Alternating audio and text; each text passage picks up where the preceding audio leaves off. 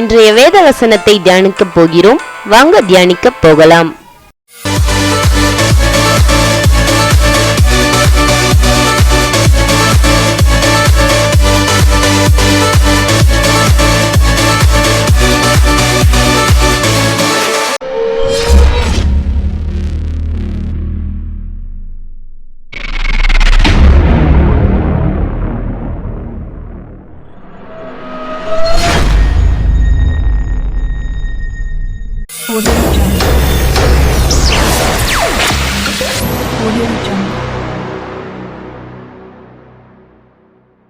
கிறிஸ்துவுக்குள் பிரியமானவர்களே, நமது ஆண்டவராக இயேசு கிறிஸ்துவின் நாமத்தினால் உங்களை வாழ்த்துகிறோம். Beloved in Christ, we greet you all in the name of our Lord Jesus Christ. 2 கொரிந்தியர் 10:5.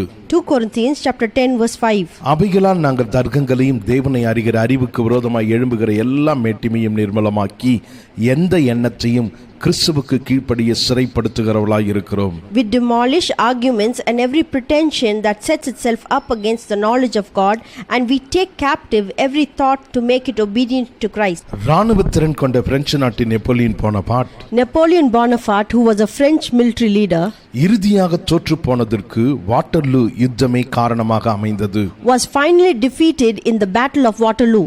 மழையின் காரணமாக போர்க்களம் சகதியாகிவிட்டிருந்தது. Because of the rains, the battlefield had become muddy. இதனால் நெப்போலியன் தனது எடை அதிகமான பீரங்கி படையை அனுப்புவதில் தாமதம் ஏற்பட்டது. Because of the delay, Napoleon could not get his cannons in place. இதில் ஏற்பட்ட தயக்கம் அழிவை கொண்டு வந்து விட்டது. This hesitation had brought destruction. அவன் காத்திருந்தபடியினால் எதிரிகள் தங்களுடைய படைகளை ஒன்றாக சேர்த்தார்கள். Because of his delay, the enemies had joined forces. இப்பொழுது 1-2 என்கிற அளவில் அவர்களுடைய படை பிரெஞ்சு படையை விட அதிகமாகிவிட்டது. Now compared to the French army, the enemies had been doubled. நம்மை பொறுத்தவரையில் நம்முடைய மனமே போர்க்களமாகும். When it comes to us, our mind is our battlefield. தேவனுக்கு விரோதமான எல்லா எண்ணங்களும் மனதில் இடம் பிடித்து விடாதபடி, For us not to allow any thoughts to get into our minds, அவைகளை சிறைப்படுத்துவதில் தயங்குவோமானால், if we hesitate to captivate those thoughts, அதுவே நமக்கு Waterloo யுத்தமாகிவிடும். then that would become a battle of Waterloo. ஆகையால் தான் வேதம் சொல்லுகிறது, That's the reason why the Bible says, அவைகளால் நாங்கள் தர்க்கங்களையும் தேவனை அறிகிற அறிவுக்கு விரோதமாய் எழும்புகிற எல்லா மேட்டிமையும் நிர்மூலமாக்கி எந்த எண்ணத்தையும் கிறிஸ்துவுக்கு கீழ்ப்படிய சிறைப்படுத்துகிறவர்களாய் இருக்கிறோம். We demolish arguments and every pretension that sets itself against the knowledge of God, and we take captive every thought to make it obedient to Christ. நாள் ஒன்றுக்கு 60,000 to 80,000 எண்ணங்கள் நம்முடைய மனதில் நுழைகிறது. For a day, a man has 60,000 to 80,000 thoughts. அவைகள் எல்லாம் நம் மனதில் இடம் பிடிக்காதவாறு நாம் தடை செய்ய வேண்டிய எண்ணங்களை தடை செய்ய வேண்டும், அனுமதிக்க வேண்டிய எண்ணங்களை அனுமதிக்க வேண்டும். For all these thoughts not to get into our mind, we got to capture every rebellious thought and allow every good thought. ஆவிக்குரிய யுத்தமானது நம்முடைய மனதில் துவங்குகிறது. Spiritual warfare begins in our minds. ஆவிக்குரிய யுத்தமானது மனித இனத்திற்கும் அதன் எதிரான உலகம் மாம்சம் சாத்தானுக்கும் தொடர்ந்து நடந்து வரும் போராட்டமாகும். A spiritual warfare is a continuous war that takes place in mankind through the world, flesh and Satan. உலக பிரகாரமான மாம்சிகமான சாத்தானின் தாக்கங்கள் மூலம் எண்ணங்கள் நம்முடைய மனதுக்குள் நுழைகிறது. Every thought enters our mind through the world, flesh and Satan. அந்த எண்ணங்களை ஏற்றுக்கொள்வதா அல்லது புறக்கணிப்பதா என்பதை நம்முடைய சித்தம் முடிவு செய்கிறது.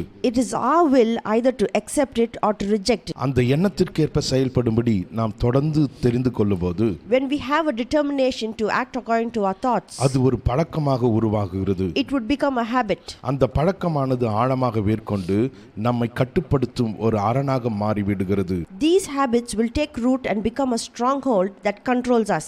உங்களை தோற்கடிக்கும் எண்ணங்களுக்கு உங்கள் மனதில் இடம் கொடாமல், Don't give room to any thoughts that defeat you.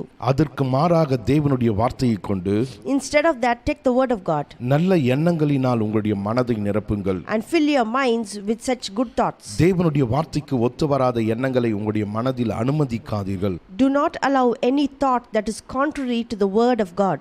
ஒரு தவறான சிந்தனையை நீங்கள் உணரும்போது, Whenever you feel that you are thinking wrong, இயேசு கிறிஸ்துவின் நாமத்தினால் நான் இந்த சிந்தனையை மறுக்கிறேன் என்று சொல்லுங்கள். say in the name of Jesus, I deny such thoughts. பிலிப்பியருக்கு எழுதின நிருபம் 4வது அதிகாரம் 8வது வசனத்தை வாசிப்போம் என்றால், If you read from the book of Philippians chapter 4 verse 8, கடைசியாக சகோதரரே, உண்மை உள்ளவைகள் எவைகளோ, ஒழுக்கமுள்ளவைகள் எவைகளோ, நீதி உள்ளவைகள் எவைகளோ, கற்புள்ளவைகள் எவைகளோ, அன்புள்ளவைகள் எவைகளோ, நற்கிருத்தி உள்ளவைகள் எவைகளோ, புண்ணியம் எதுவோ, புகழ் எதுவோ, அவைகளே சிந்தித்துக் கொண்டிருங்கள். finally, brothers, whatever is true, whatever is noble, whatever is right, whatever is pure, whatever is lovely, whatever is admirable, if anything is excellent or praiseworthy, think about such things. இப்படிப்பட்ட காரியங்களை நாம் சிந்தித்துக் கொண்டிருக்கும்போது, When we think of such things, இப்படிப்பட்ட எண்ணங்களால் நம்முடைய மனதை நிரப்பிக் கொண்டே இருக்கும்போது, and if we fill our minds with such good things, சத்துருவாகிய பிசாசின் சாதுரியமான வஞ்சனைகளை நாம் எதிர்த்து நின்று, we can resist the devil and his craftiness. தேவனுடைய வார்த்தையினால் ஜெயம் பெறுவோம் என்று வேதம் சொல்லுகிறது. And the Bible tells us that we can conquer everything through the word of God. நீதிமொழிகளின் புத்தகம் 23:7 இப்படியாக சொல்லுகிறது. The book of Proverbs chapter 23 verse 7 says, அவன் இதயத்தின் நினைவு எப்படியோ அப்படியே அவன் இருக்கிறான். For as he thinketh in his heart, so is he. ஆகையால் நல்ல நினைவுகளால் நம்முடைய இதயத்தை நிரப்புவோம்.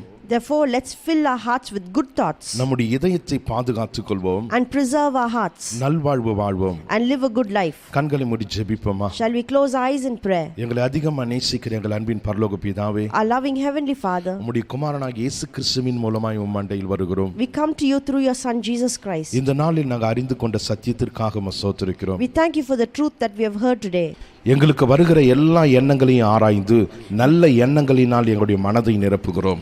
We discern every thought that comes to our mind and receive good thoughts. நல்ல எண்ணங்களை கொடுக்கிற உம்முடைய வார்த்தைக்காக உம்மை ஸ்தோத்திரிக்கிறோம். We thank you for the word of God that brings good thoughts into our minds. உலகம் மாமிசம் பிசாசினால் வரக்கூடிய எண்ணங்களை இயேசுவின் நாமத்தில் நிராகரிக்கிறோம். We reject every thought that comes to the world, flesh and Satan. அவைகளை இயேசுவின் நாமத்தில் எதிர்த்து நிற்கிறோம். We resist it and come against it. உம்முடைய வார்த்தையினால் எங்களுடைய மனதை நிரப்பி, We fill our hearts with your word. உம்முடைய வார்த்தையினால் எல்லா பிரச்சனைகள் மீது நாங்கள் ஜெயம் எடுக்கிறோம். And through your word we conquer every problem. இயேசுவின் நாமத்தில் ஜெபிக்கிறோம் எங்கள் ஜீவனுள்ள நல்ல பிதாவே. In Jesus' matchless name we pray. Amen. Amen. கர்த்தர் உங்களை ஆசீர்வதிப்பாராக. May God bless you. வணக்கம் நண்பர்களே, தமிழ் டாப் செய்யா யூடியூப் சேனல் மூலமாக உங்களை சந்திப்பதில் மகிழ்ச்சி அடைகிறேன். இன்றுதான் புதிதாக சேனலை பார்க்கிறீர்கள் என்றால் சப்ஸ்கிரைப் பண்ணுங்க, லைக் பண்ணுங்க, ஷேர் பண்ணுங்க. தொடர்ந்து சேனலை பாருங்க.